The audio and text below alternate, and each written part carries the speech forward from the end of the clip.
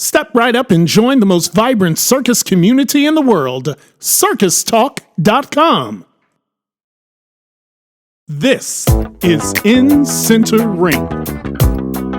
I'm your host, Jonathan Lee Iverson. Chris Lashua, he is the BMX wonder kid turned visionary founder of one of the circus world's most ingenious offerings. Cirque Mechanics has astounded audiences across the entertainment spectrum and is heralded by the New York Times as exceptional, evocative, and engrossingly entertaining. I mean, you started off with a BMX bike, and look how far you've come. Yeah, my background was with BMX before it was kind of, now people know it from what they see on the X Games. And at the time, we were just kind of messing around. But we started doing shows early on. And that BMX bike paid for my way through college. And I wasn't sure where I was going with all of that. And actually, my one connection to Ringling was through Tim Holtz, who was looking for somebody to go to China to the Wuchao Festival to represent Ringling in '91. And I had some friends that had gone off. And Brett Marshall was a guy from New England that was a BMX guy that was on Ringling for a bunch of years doing BMX, but I was doing the competitive stuff and doing university, and we were doing shows, performances, shopping malls and bike shops and wherever. And I got the opportunity to go to China, and that changed my life. Right? I mean, I was blown away by this whole new universe, and I met one of the founders there of Cirque du Soleil, and that was it. And here I am now. So yeah, it tracks back to the bicycle. You mentioned pedal punk. Pedal punk was a great, really fun thing for me to do, because it took this whole idea of these machines that we build that interact with acrobats, and we were able to create a show that really utilized all of that background, and it was fun. And that was a show that was a little bit of a departure from what we think of as circus. It was presented in a different way. It was kind of a steampunk look. And for those people that don't know, we predominantly do work in theaters. So that was a shift, and a big change. I absolutely love being in a tent, and we try to recreate that vibe, but it's a little bit of a challenge, but we're up for it. Yeah, I love it. I mean, I'm always fascinated by everyone's origin stories. It's kind of like those, I guess, those superheroes we get to see on a big screen. And I wasn't one of the nerds who followed them in comic books, but I just love the origin stories. I mean, like, you just have this compulsion. Most kids, I guess, were kind of experimental, a little rambunctious, and there's a gift in play where we kind of come to ourselves. So what was it about this bike that attracted you? Funny thing, I was listening to this thing on creativity the other day, and basically, I think it's the idea is that we all have this capacity for creativity in us, and it's about like nurturing and being open to that. And the bicycle gave me an opportunity to do something that was like, I got to kind of express myself in a way that I didn't know that I needed or wanted, but it was like a tool, right? And that opens the door, just a crack, And then you're in front of an audience, and then that works or doesn't. And for me, I kind of really took to that. And then from there, I think once you taste that, right, once you have a sense for like creating something, a piece of art, piece of poetry, a live show, singing, and you get that feedback from the audience, and it's something that sticks with you, right? And so for me, I didn't know where that was going. And you mentioned this about kind of inspiration or why do you end up there? I think it's so clear, right? When we look back, if we trace your path back, and I've heard, you interviewed as well and these things, and it all makes sense when you look back. You look at it and it's like, it's clear as day, right? That path was just like, it was a line, right? But of course, when you're looking forward and at the beginning of your journey, there's an endless amount of forks in the road. And I don't know if it's destiny or what, but it seems to make sense, looking back at it now, it all makes perfect sense. But, and I hope it does in 5 years from now, it'll all make perfect sense when I'm trying to figure out what to do. I'll look back and say, yeah, that was great. That worked. Or that didn't work. I'm never doing that again. Yeah. I mean, and I'm curious to know, like, what was your initial, reaction or experience with the Ringling Brothers, with Cirque du Soleil. You know, I mean, these are the biggies. And here you are, this young man from Massachusetts. Where exactly in Massachusetts? Yeah, inland, about an hour from Boston, a little town called Ashburnham, which is about right at the kind of the border of Vermont and New Hampshire and Massachusetts, up there in the north central part of the state. Little town, 4,500 people. And the bicycle was my way to kind of out, I guess, I mean, It gave me the opportunity to travel. And, I was in a van with a bunch of guys going up and down the East Coast doing shows and getting to see things and have your world kind of blown wide open. And I'd seen circus as a kid. I used to go to the Boston Garden and see Ringling. Right. And be blown away by the way that, there'd be banners and people flying in the air and everything's pink. And then like there's a blackout and 10 seconds later, boom, the whole place is blue and completely transformed. Right. And that was always something that kind of stuck, but I didn't see my place in that. Right. Because bicycling, it was kind of a street thing. We were doing it's kind of like skateboarding, it was a little bit anarchic a little bit, and I didn't really see a place in that universe for that. Right. And luckily for me, other people did, right? I mean, those people that are, in the position that I find myself in now of producing shows are kind of, their eyes are open to what, just because it hasn't been done before. That's interesting. That's cool. People like that. That's what I think producers are kind of on the lookout for. And somebody was on the lookout for there at the right time for me. And when I went to that festival in China, I didn't immediately see how I would interface with it. For me, it was an opportunity to go to China for 2 weeks. I didn't know. And I knew that I didn't at the time. I was settling into I was a freelance art director, so the notion of going on the road was a little bit foreign to me. That notion, And then I got an opportunity. After that festival, I got a call from a guy named Gilles St. Croix, who was one of the founders of Cirque, and do I want to go to Japan? And I thought, wow, sure. It was basically, hey, next act on stage. But the notion that suddenly I was going to have all this support, I think that's one of the coolest things for anybody that creates anything is when you write a song or create a piece of art or something or a show, and suddenly you have a team of people that are supporting you, and that thing becomes bigger than you ever thought it could be. And you have these talented people who are willing to talk to you about your entrance, your exit, your choreography, what if we build this for you? How can we support the act? And suddenly you have all these great people around you. And I think that's true in any of these large organizations. It can be overwhelming. But for me, it was pretty incredible. And I liken it to, after many years of performing, and, I transferred from the bicycle to a German wheel act, a wheel that I had built, looking for a way to stay involved. Once I did that Japanese tour, the Japan tour, I was just kind of I'm hooked, man. I want to find a way to, but I didn't have a circus act, right? Traditional, right. Or all I had was that bike thing. And so I was looking around for things that I hadn't seen in the circus that I thought should be in the circus. And one of those was the German wheel, which of course had been seen and done, but much like Rolling Globe has been around forever. A German wheel had been used, the Russian Moscow circus would put a stick of bear in it and roll the bear across the stage in the wheel, or it was used really as a transitional piece, not really as a focused performance piece, solo act at that time. And so I built one with some guys in a shop when I was working in Vegas as a stagehand, because Cirque du Soleil didn't have a job for me on stage anymore. And I trained and I put that, every time I could, I was on stage in front of the people that came into town to see the show. This was Mystère at the time when Cirque du Soleil was young and, in early 90s, late 90s at this time, 93, 94. And I just trained with all of my friends who were performers, and they supported me. And luckily I was visible enough to get chosen to put that act in a show called Quidam, which was one of Cirque du Soleil's tours that they did for many years.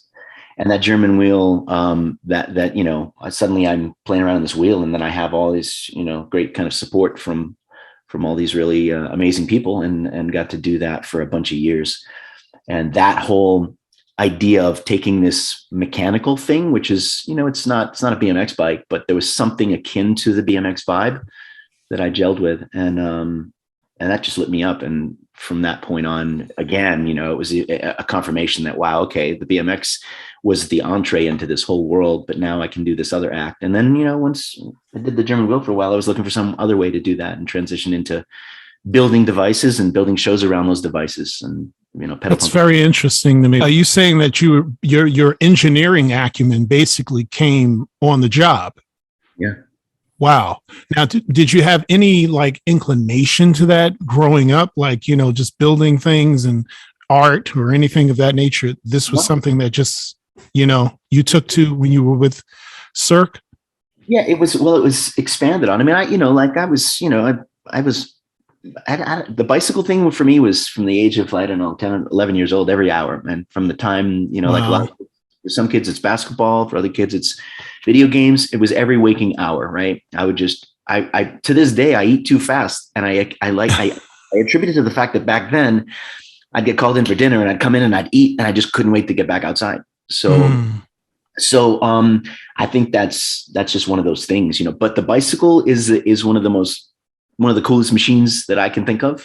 And I don't know, I romanticize it maybe. But taking them apart, putting them apart in different ways, when I was looking for a device for a show to support this other device I had made that my German wheel would sit on, we were thinking about building these other machines that could create a show, that we could do a show that wasn't like another Cirque du Soleil knockoff show, but something that was a little bit different. And so I had this idea about building a platform that would be driven by bicycles that would basically be a portable stage. And so we had a little 7-foot round table, and we put a unicycle underneath one side and a unicycle under the other side and a swivel wheel in the front and back. And now we have this device that basically looks like two people side by side riding a unicycle. But if I go forward and you go backward, suddenly we spin one direction. And if you go forward and I go backward, we spin the other direction. So we have this portable stage and we put a contortionist on it. And now we can show off contortion in a way that it hasn't been seen before, in the sense that contortion is typically done in a static format on a platform facing front. And much like a lot of acts, or a piece of sculpture, sometimes you put it on a pedestal and you turn it and a turntable and you can get a different view of that act. And so we were able to take something that would be a more static act, put it on this performance platform, and then drive this through the performance space and rotate around and show off the moves in different ways. And that was a bicycle apparatus, right? So, the engineering comes, really it's an additive kind of process. You don't screw up and it works. And you say, okay, well, next time we do this, we're going to build it bigger, or we're going to use some of the systems we used to now think about lifting performers. And one of the things that we didn't talk about is the company that I just started when I left Cirque du Soleil is called Cirque Mechanics. And that's really comes from the idea of like showing off the way the work of circus gets done.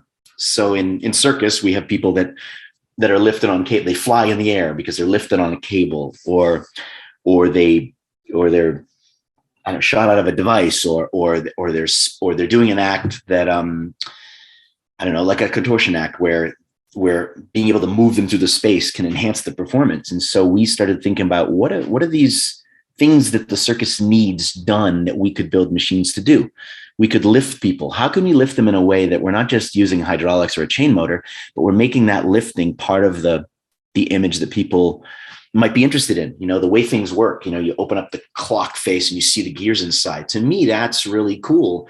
And that's part of our shows. And so early on, I had this device that I built, my German wheel. And when I started to get a little bit bored with just doing the act, I built a set of rollers, and that wheel would sit on those rollers, and it enabled me to sit in one place and spin around. And we thought, well, cool, that's pretty cool. If we put some wheels underneath that and put it on a trolley, we can drive this thing around the stage with this wheel being the locomotive, kind of like the old pump cars on the railroad tracks, And then we attached a winch to it. Thought, okay, like everybody talks about this, the hamster wheel. You say, do German wheel, they're like, oh, that's like the hamster wheel. And the funny thing is, in our show Birdhouse Factory, which is we're just touring it right now, the center element of that show is actually this trolley device with the German wheel sitting on these rollers. And by turning the German wheel, those rollers engage a winch that lifts an aerialist up and down. So we have this rotation of a German wheel, and then we have this aerialist that's lifted. And then when the German wheel goes the other way, the aerialist descends. And this connected relationship between something that is industrial and mechanical and something that is lyrical and beautiful, the artist on the other end of that's in the cerceau or on the trapeze, is really at the heart of what we like to do. And to get back to your question about engineering, no formal engineering training, but we had to learn, and I've had, again, like really great people. My scenic design partner and partner in crime on all of these projects is a guy named Sean Riley, who's just absolute amazing rigging designer and somebody that you can trust. And so I leaned on people to make sure that we keep people safe, right? Because when you're building a little device, when you're building a turntable device where the performer's 3 feet off the ground, if the weld breaks or something goes wrong, it gets a little crooked and the artist might fall out of a handstand or shake a little bit, which is not good, but the risk is not as great as when you have these large devices that we build now that are, they have performers 20 or 30 feet in the air. And if something goes wrong with that device, somebody can get hurt. So the engineering bar goes higher. And so we reach out to people that know more than we do, and make sure that our designs are safe. And often we end up pushing the envelope, because a lot of the things that we're doing are things that are just like kind of not generally done. But that's what makes it fun, right? So for me, it's rather ingenious. I'm listening to this, and this is very fascinating, because in a sense, what you've done is, you've ripped the curtain off and you've made an art out of showing how the sausage is made while putting on the show at the same time. Of course, this. One of the great factors about circus is the synergy between, let's say, crew and performers. And oftentimes during my career, people I would watch the audience actually looking at what was going on in the dark, and how appreciative they were of that. And now you've, in many respects, with Cirque Mechanics, you've actually just brought that to the forefront. I'm going to show you what's happening inside the clock. And not only am I going to show you what's happening inside the clock, I'm going to show you how extraordinary and beautiful and daring it can be as well. I think that's so amazing. All I can think of, I often quip that circus is the science of miracles. It's the theater of the impossible. But speaking to you, it is also the laboratory of what is possible.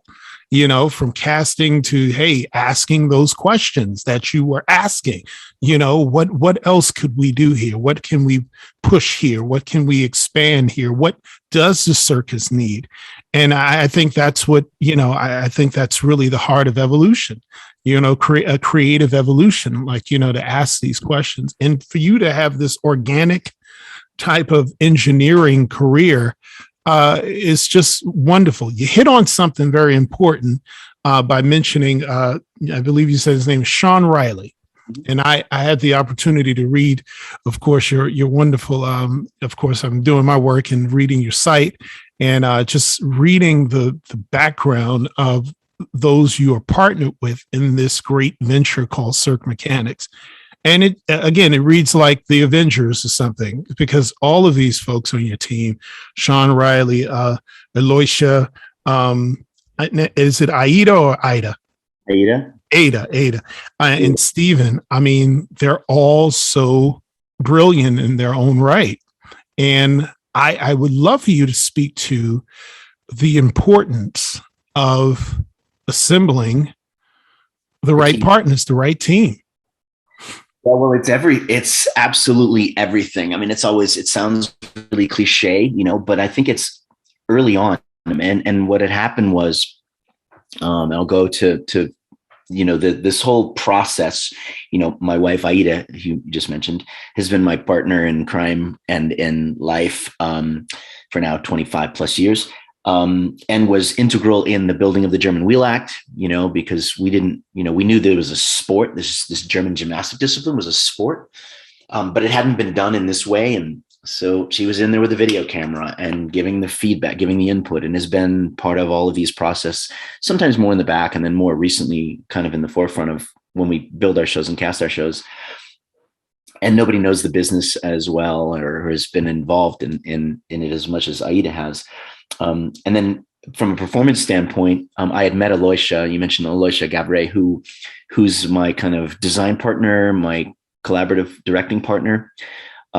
Since we were at Cirque du Soleil, and we were on that show called Kidam. She was an aerialist in the European tour, and I was performer, and I had built this trolley device. And we were brainstorming about a way to interact this device with her aerial act. And so that's when we ended up putting the winch on the trolley device, and we did research with her back then when we were still on Quidam. I left Quidam. I left Cirque and wanted to pursue this notion of building shows and building. I didn't even know at the time. It seemed kind of brash to say we're going to build a show. At the time I was too maybe not, I don't know, maybe not confident enough, maybe not brave enough to say what I wanted to do, which is I want to have a company where we do the kind of work we want to do. And we get to be the kind of, I don't know, masters of our destiny. We get to decide where we want to go and what kind of story we want to tell and all of that. And so I left Cirque and I started doing a lot of corporate work. And at the time, this is like 2000. The Cirque thing was such a big brand. I could go out and do my German wheel act and do three gigs a week in different markets all over the country, all over the world, and did pretty well and was able to keep building these other devices in the background. And then Aloysia reached out to me like a year after I had left or 2 years after I had left and said, hey, she was involved with the Circus Center of San Francisco, and she had an opportunity to do an annual show for the Circus Center. And it had been a show that Aloysia, for people who don't know, is grew up in San Francisco, a good friend with Gypsy Snyder and Gypsy of the Seven Fingers, who most of us know is, kind of a premier circus company and a contemporary circus company. And they were great friends. And Gypsy had done a show in San Francisco and it was successful. And San Francisco Circus Center said, we want you to do it again. And for whatever reason, Gypsy couldn't do it and suggested Aloysia. Aloysia contacted me and said, Chris, let's do this project together. And we brought in Sean Riley, the guy that you mentioned. Right away, he was referred by a good friend. And that first day I met him, we just clicked. I mean, it was just like, he took the project. This is a little bit of the example I was talking about earlier. He took this idea that I had in my head of like setting this show in a factory. And he brought in all these references, like, these crazy creative references and embraced it and made it his own and made it bigger and better. And each one of the creators did that. Aloysia did that. Stephen Regatz, who was a friend of mine, he was a juggler on Mystere and a character and a juggler on Quidam. And he had done an act that Michael Motion, the kind of famous juggler, had created for him. And Steve's a great kind of thinker. And he came in and kind of worked with us as a dramaturge, which I think it sounds hoity-toity to say storyline in circus, but, we were trying to write these simple story that would hold the show together. And Steve had some great insight and did a great job with that on Birdhouse Factory. He's a performer and kind of a collaborator on that project. And that team, which included composers and our lighting designers, pretty much all on board now. I mean, we just clicked from the beginning and grew together in those roles. And to this day, Aloysia's co-directed all of the shows we've done from Birdhouse to Boomtown, Pedal Punk, 42 Feet, which was a show we did paying homage to the traditional circus world, the single ring kind of circus. We toured that show for 2 years and we're just ramping our spring portion and, COVID hit. But I've had the great kind of opportunity to work with this team and then bring in, new team members that kind of make it even better. But there's just no way. I mean, none of these projects, it's a lonely endeavor to create, even if you're creating an act, right? It just feels like there are times when you just feel like it's hard to be motivated every day to get up and go to the space and rehearse or create something from nothing. You need people that are there when you're not 100% on board, that other person, whether it's like a, partner or a gym buddy or somebody else to motivate you to say, hey, let's go. And that's what this team member, these kind of team players have done for me all these years, has been there to kind of support when you don't quite feel you're up for it. Now, see, I'm sorry. I mean, you hit on something that's interesting because, it all can't come from you, obviously. And I'm just curious to know, are all of the shows basically fragments of your imagination first initially, and then you like filter them down and then everybody kind of throws their spin on it? Or is it a real collaborative effort? Maybe somebody brings in an idea of their own and everybody kind of throws their recipe in the pot. That's a dangerous question. Cause of course I want all my ideas. I don't, I think we've talked about this, and we have these kind of Q&As after the show with the team members on stage. And in general, the genesis of the idea starts with I'll have an idea for something, but it's only in the very early stages. It's like me talking to you. Hey, I got this idea about whatever. And then you'll say, oh, that's pretty cool. And then it'll go away. And Jonathan thought that was cool. Maybe I should pursue that. Right. I mean, we from the first time you mention something out loud, you're gathering information. I don't know if we do it consciously or not. I mean, sometimes we do. Sometimes we say, hey, I've got this idea. I want your input. Other times we'll just be like, yeah, I'm working on this thing. And then, somebody will light up and be like, really?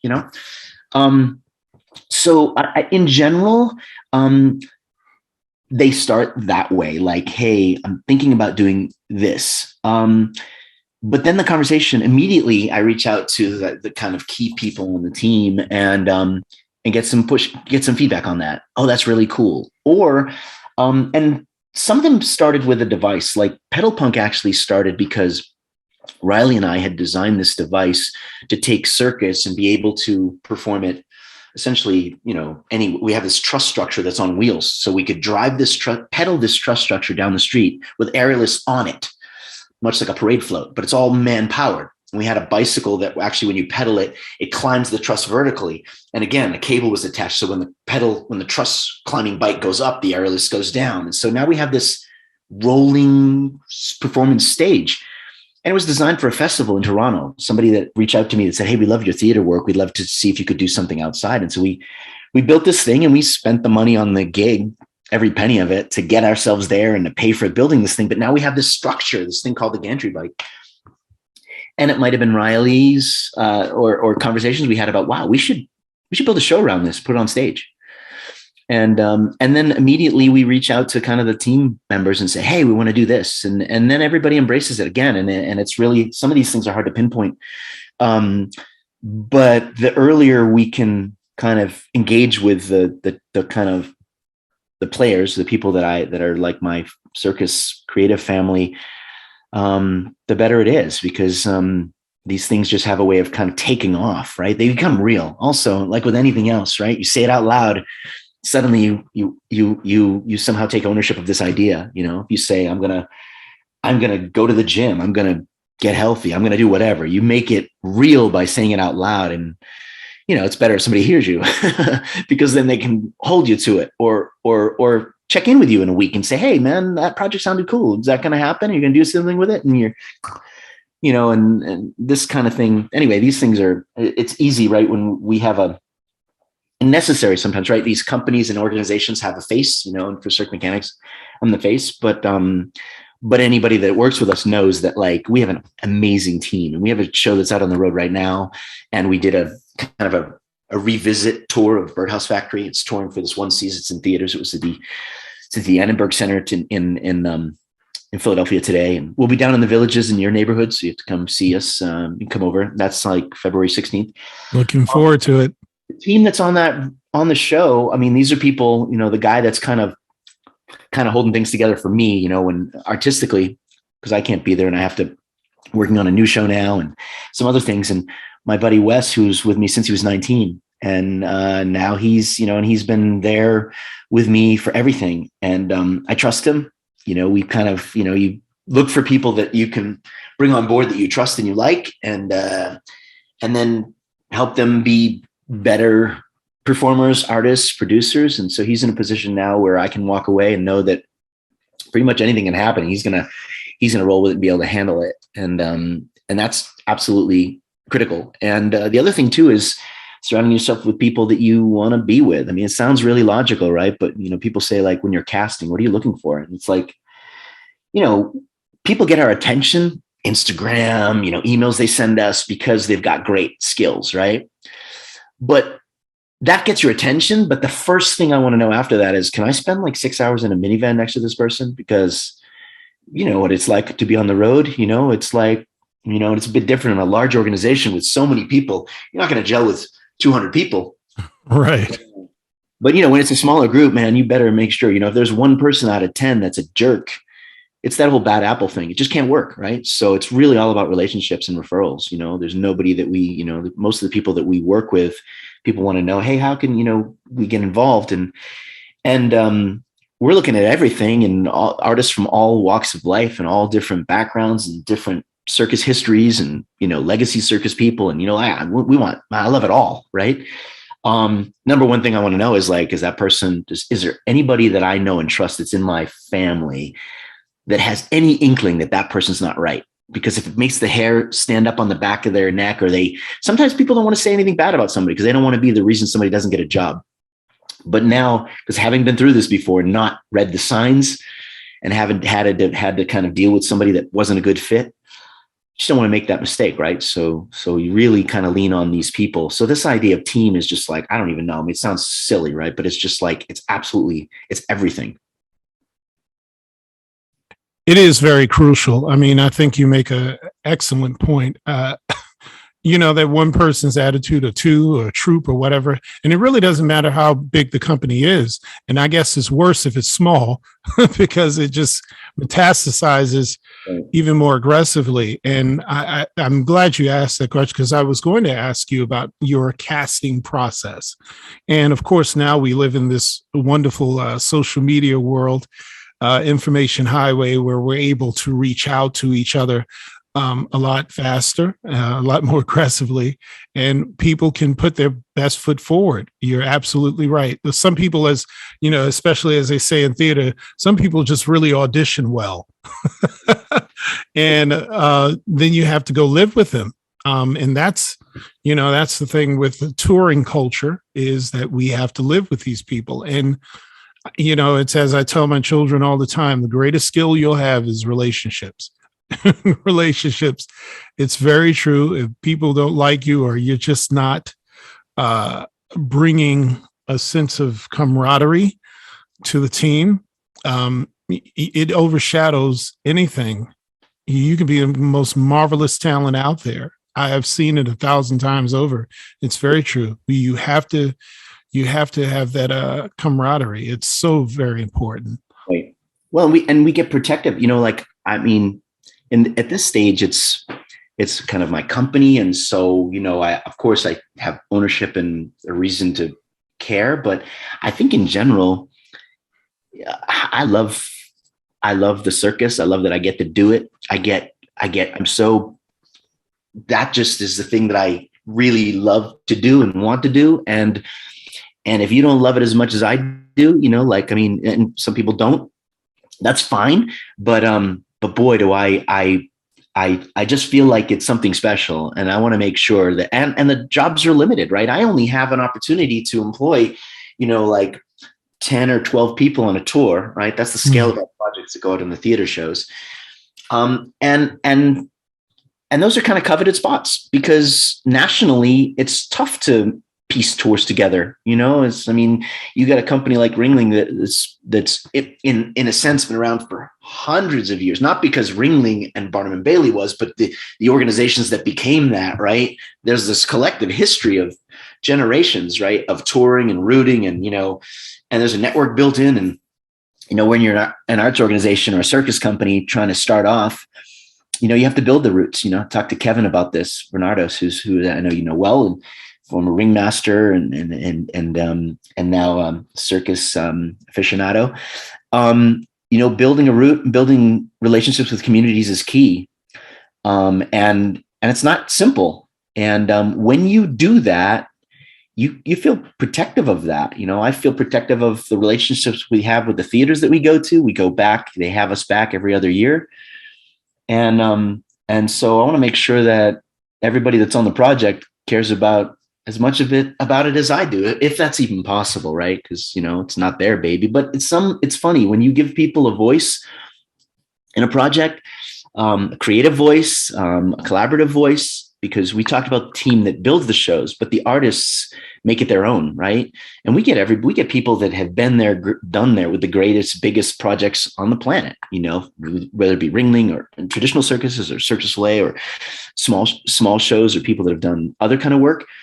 And sometimes we get people that have been there, done that, and they're looking for a way to get involved with the company that they get to actually put their stamp on it and make it their own and be part of the process. Because some of the big companies, it's harder. You have your act, right? And so in the traditional sense, in the circuses that we know that, that is your history, these acts come, and a lot of them, they're ready to go. They've been doing that act sometimes for generations.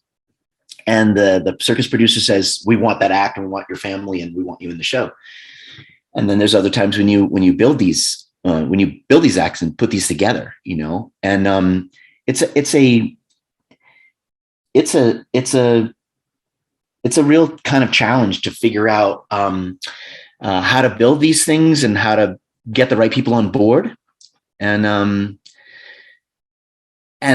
when you are able to say to somebody, hey, not only are we interested in your act, but let's talk about the transition. Let's talk about what happens before and after, and how else can you engage with the show? It's funny because when you're on a show, sometimes when people come to you and they're like, I need you to do a cue. And people go like, oh my God, I got to go move that barrel for somebody else's act. And it becomes kind of like work. And it's funny when you have a show where people are really engaged, when the artists come to you and they say, hey, I want to do more in the show, then you're things are kind of working, right? Because they're not just being told, stand over there and smile and juggle these 3 clubs and then turn. Instead, you involve them in the process, and I can't buy that kind of loyalty or commitment, right? We're a small company. I couldn't pay some of the people, like we mentioned Riley, I couldn't pay him to do the job that he does with me. He does it because he loves the work and we really gel together and we're great friends. But if I had to pay him what he was worth, I couldn't do it, right? So, and he does what he does with me because he loves the work. And same thing for the artists, right? If you get artists that are interested, and I mean this, and sometimes because of Cirque, these big shows, the artists, they're told, yeah, do your act, or no, we're going to change your act, or we want to do it this way. And so they don't get to be involved in the creative process as much as maybe they thought they would. And so when they come into a small company like ours and they realize that we actually not only want it, but we kind of need that involvement, I can't pay for that amount of ownership, right? Artists take ownership, they make it their own, and it allows me to kind of like let it go and let them bring it to life and keep it fresh. And that's something that is, I think is just really, I'm sure this happens in larger companies, but it's tougher in bigger companies, right? There's just so much bureaucracy and so much other things going on. So in a small company, we get to have people that feel like they're really contributing and they make a difference, and they're not just a number and all those things. And as a result, we get great people. I'd love for you to really touch on the gift of obsession. Because I keep holding on to the idea of, as you talk, I mean, it's so funny because it's in your entire energy, and I can tell. I'm like, yeah, he's a fast eater.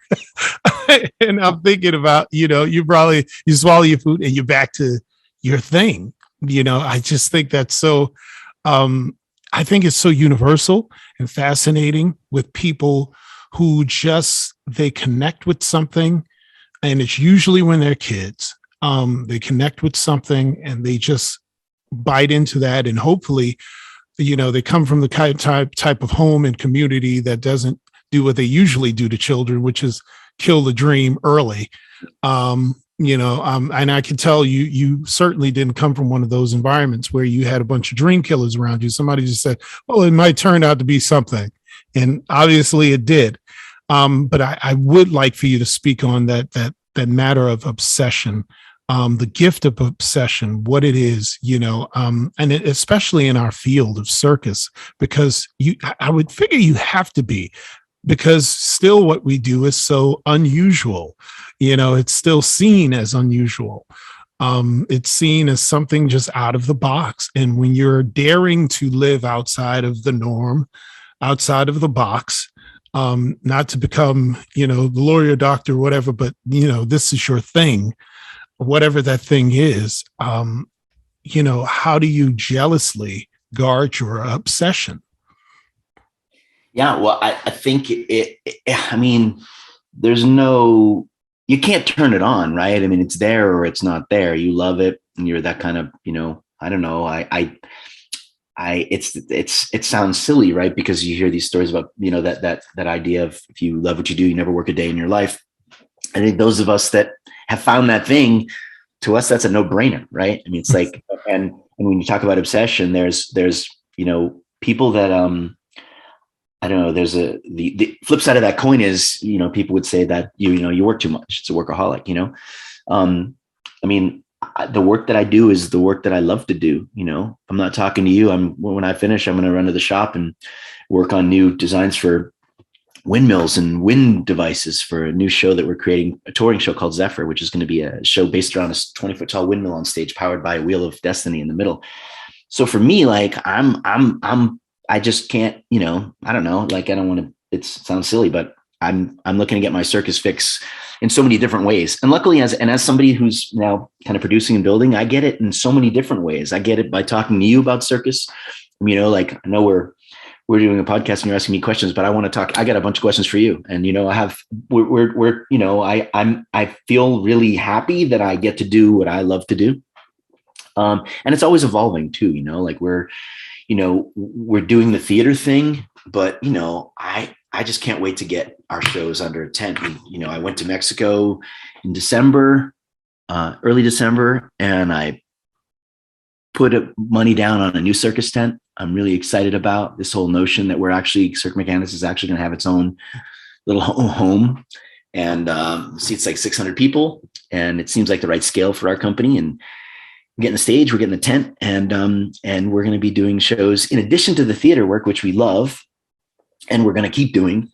We want to be able to do these shows in a tent. And I think that for circus people, and especially people that have kind of owned circuses or worked in circuses, that's a whole nother layer, right? I mean, what up till now we've been talking about the work that we as a company have done has been like building a device and getting our friends to work on that device, and maybe bringing in a choreographer, a designer, and building that, and then building a show. And it's funny because the show is the thing people see, right? The show, right? It's like the thing you buy a ticket for and you sit down and you see the performers. But, the big show is, it, as you know from Ringling, is that move is a show, right? Like the way that all that logistics was handled is just absolutely staggering. And you mentioned it. And there are ways to maybe make that's interesting to people, but it's a whole nother universe, right? The thing we see on stage is like the fingernail, right? And the stuff you don't see backstage is the whole arm. And then the entire entity that supports that whole show being on the road is a whole nother thing that you don't see.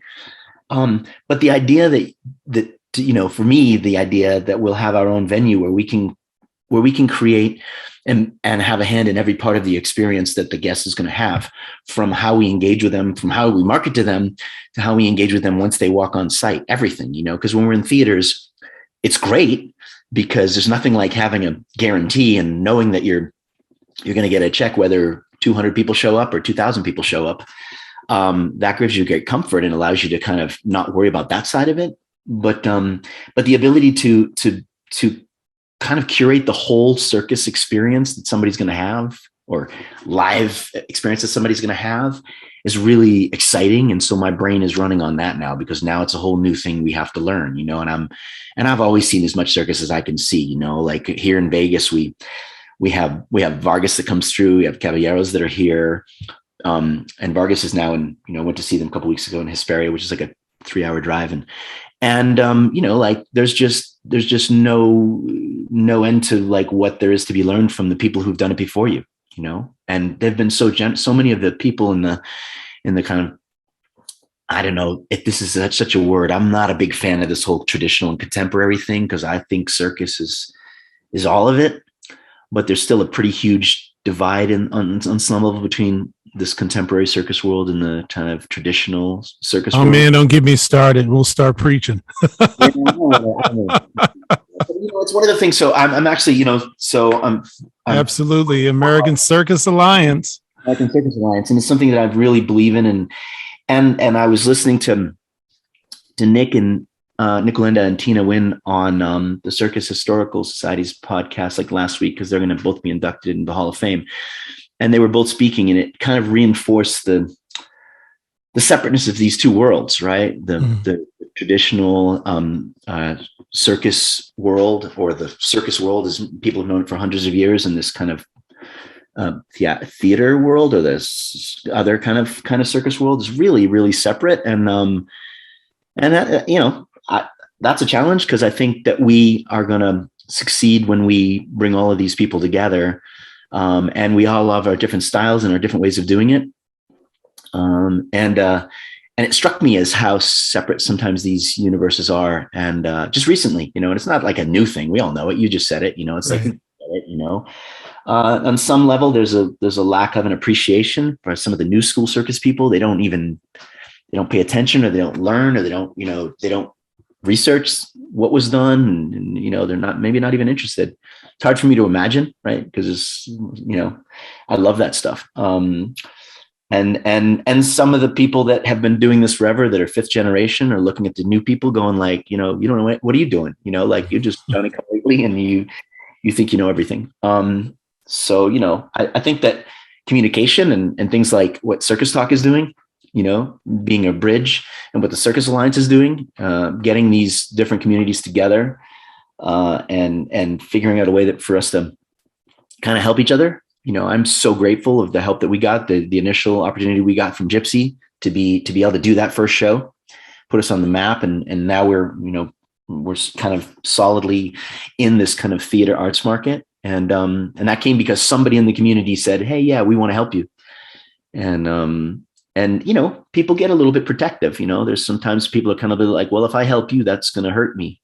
I get it. We're always concerned about, is the audience big enough for circus? And there's plenty of conversations to be had about that, but I've been really, really very happy, and I don't know, surprised. Maybe I shouldn't be surprised at the support of the people, the other producers that have, hence how generous they've been with information, sharing information. And it comes down to one thing. It's because they love it. It's that, if I can spin this back and come back to your question, which is about obsession. And that's the only thing I can come up with, right? Is the only reason that Kevin would share this with me. He loves it, right? He really does. He beams.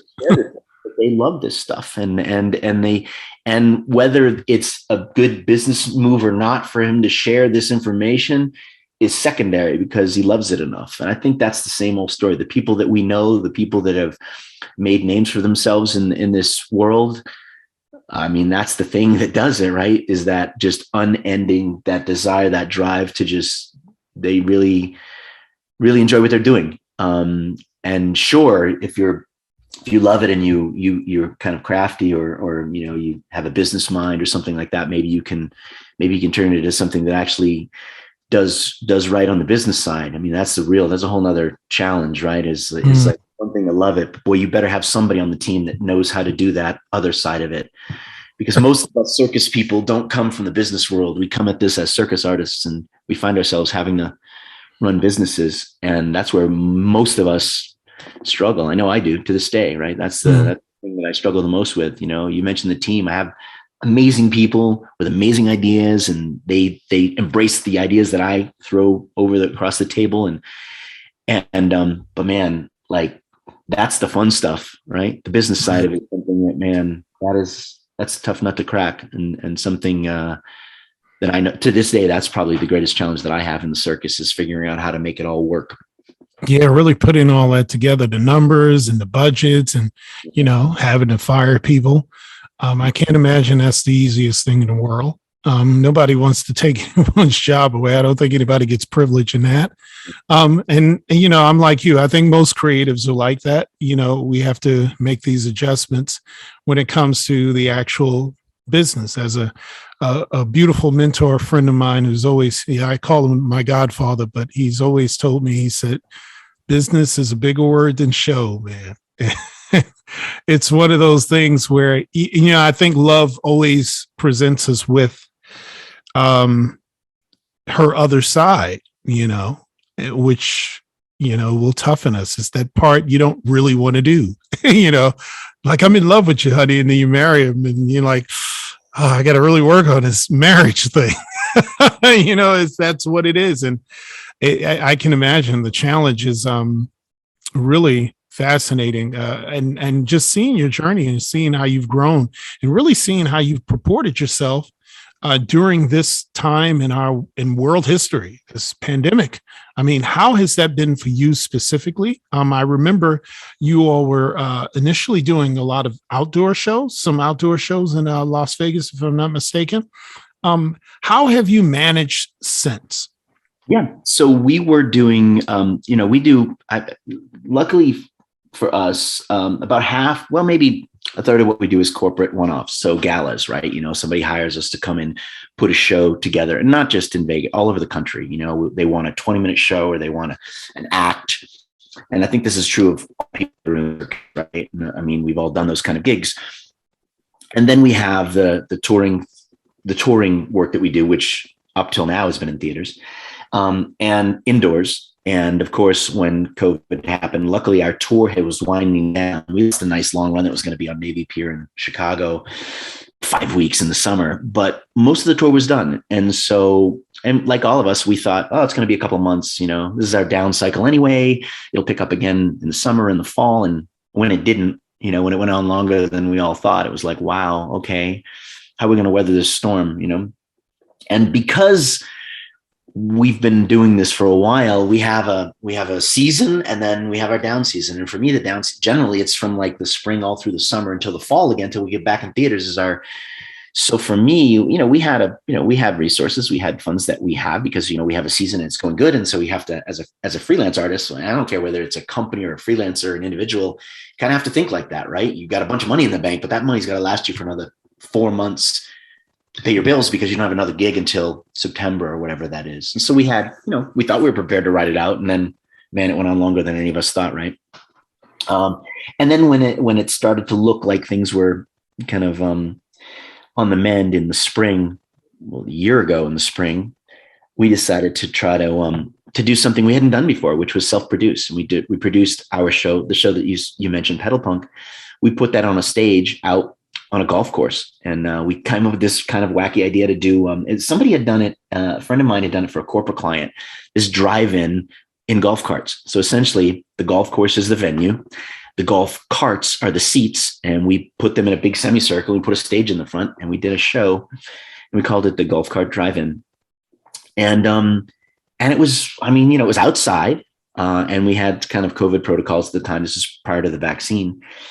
And we got a taste of what we were talking about earlier, which is that idea of curating the whole experience for people from the time they walk in, how you get them to their seats, in this case, to their golf carts or to their socially distant lawn seating, and it was extraordinary. We had limited amount of tickets to sell over 4 shows. We sold out the run, and it gave me a little taste of like, wow, okay. Maybe we could do this. Maybe we could create these shows. And this is even before thinking about the tent, but the whole idea that we were outside. And I was looking around in the circus community, and many of the circuses, everybody was impacted, but circuses in general seemed to do better, because they were outside. Giovanni Zoppe, he did his whole thing, and a lot of it he did without the tent. He had the tent, he had the mast set up and the cupola and everything, and no canvas under the stars. And he did it as a drive-in. And so these people that have been doing this for a long time, were like, hey, we're going to have to rethink this. And everybody from, Giovanni, and then there were people, other circus companies that did it without this, they put their tent up but no sidewalls. And, they were kind of looking at, how can we keep this going? And people feel more comfortable outside to this day, right now. Right. There's people, we have our show out on the road, we're in theaters, and the expectation from the theaters now is still, thankfully it's adjusted. Their expectation of how many people are going to come buy tickets to an indoor show is a little bit more tempered right now by the fact that there's still people who are, like vaxxed or not, they don't want to be around a group of people or in tight spaces. But circus had seemed, I was kind of looking around and seeing, Kevin was out with his show and Giovanni and a bunch of shows, and like Cirque Italia and in your region was doing a bunch of shows. It didn't even stop, right? It was just and so we had this good experience with the outdoor show, and and I never even, again, you say it out loud and it makes it real. I never told anybody. I never said out loud that I wanted to have a tent, because it just seemed like too bold a pronouncement to make, too big a dream, and too disappointing if you kind of say it and you don't make it a reality, kind of, And so I started toying with the idea of like, wow, maybe we should look at that, and because of our connections in the kind of corporate event world, I checked with a bunch of people who do events, and I was like,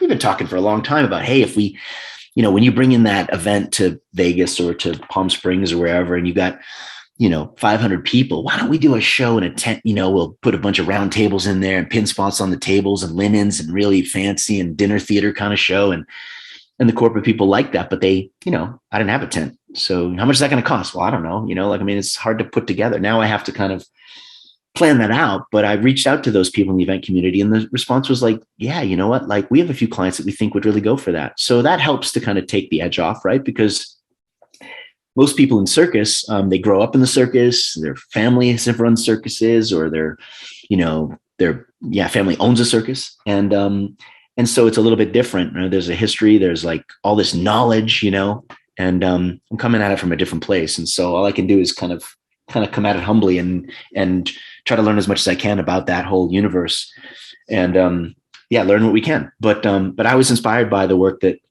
circus has kept on going.